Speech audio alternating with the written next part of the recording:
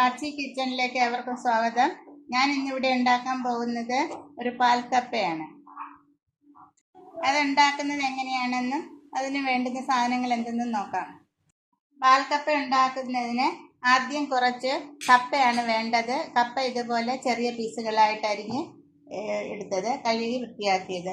ഇതിലേക്ക് കുറച്ച് വെള്ളം ഒഴിച്ച് ആദ്യം ഇത് വേവിച്ചെടുക്കാം. അങ്ങനെ നമ്മുടെ കപ്പ നല്ല വെള്ളമെല്ലാം ഊറ്റിയെടുത്തിട്ട് അതിലല്പം ഉപ്പിട്ടുണ്ട്. പിന്നെ അരമുറി തേങ്ങ ആദ്യം 1 ഗ്ലാസ് വെള്ളം ഒഴിച്ച് ആട്ടിയെടുത്തത് 1-ാം പാലായിട്ടും, പിന്നീട് അതിലേക്ക് 1 ഗ്ലാസ് വെള്ളം ഒഴിച്ച് വീണ്ടും ആട്ടി അരിച്ചെടുത്തത് 2-ാം പാലായിട്ടും. ഈ 2-ാം പാല് കപ്പയിൽ ഒഴിച്ച് വീണ്ടും നമുക്ക് അടുപ്പിൽ വെച്ച് വേവിക്കാം. അങ്ങനെ നമ്മുടെ കപ്പ 2-ാം പാൽ ഒഴിച്ചത് വെന്ത് വെള്ളമെല്ലാം വറ്റിയിട്ടുണ്ട്. കപ്പയും കുറച്ച് കുഴഞ്ഞ പരുവത്തിലേക്കായിട്ടുണ്ട്. ഇനി ഇതിലേക്ക് നമ്മൾ 1-ാം പാൽ ചേർക്കണം.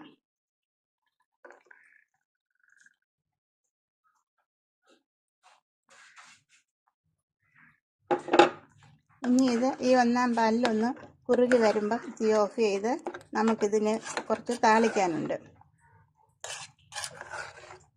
1-ാം പാൽ ഒഴിച്ച ശേഷം ഒരുപാട് ഇട്ടങ്ങോട്ട് തിളയ്ക്കേണ്ട കാര്യമില്ല. ഒന്ന് ചെറുതായി തിള വരുമ്പോൾ തീ ഓഫ് ചെയ്യാം.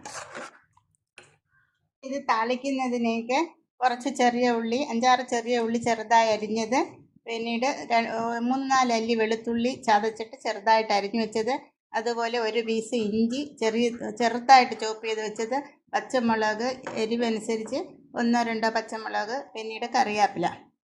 ഇത്രയുമാണ് ഇതിലേക്ക് ആവശ്യം.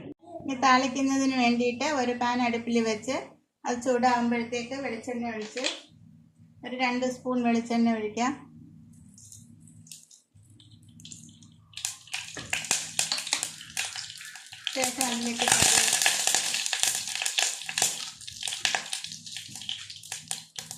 ശേഷം അതിലേക്ക് വെളുത്തുള്ളി ചെറുതായി അരിഞ്ഞത് ഇട്ട് കൊടുക്കാം. ഇഞ്ചി അരിഞ്ഞത്, കറിവേപ്പില, അതെല്ലാം വാട്ടാം.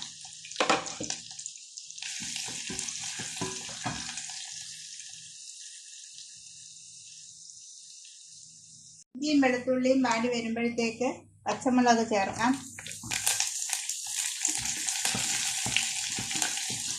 ശേഷം ചെറിയ ഉള്ളിയും ഉണക്കമുളകും ചേർത്ത് വാട്ടാം. ഇതെല്ലാം ഇപ്പം നല്ലതുപോലെ മൂത്ത് വന്നിട്ടുണ്ട്. ഇനി ഇത് നമുക്ക് ആ കപ്പയിലേക്ക് ഒഴിക്കാം.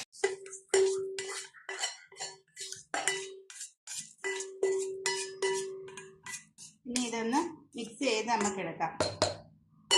അങ്ങനെ നമ്മുടെ പാൽക്കപ്പ റെഡിയാണ്. ഇത് നമുക്ക് ഇറച്ചിക്കറിയുടെ കൂടെയോ മീൻകറിയുടെ കൂടെയോ, ഒരു കറി ഇല്ലെങ്കിലും നല്ല ടേസ്റ്റിയാണ് കോരി കഴിക്കാൻ.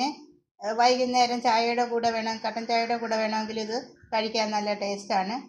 പിന്നെ ചീനി കഴിക്കുമ്പോൾ നമ്മൾ മീനോ ഇറച്ചിയോ ഉപയോഗിക്കണമെന്നാണ് ശാസ്ത്രം. അതുകൊണ്ട് അങ്ങനെ അത് ഏതെങ്കിലും കൂട്ടി കഴിക്കാം.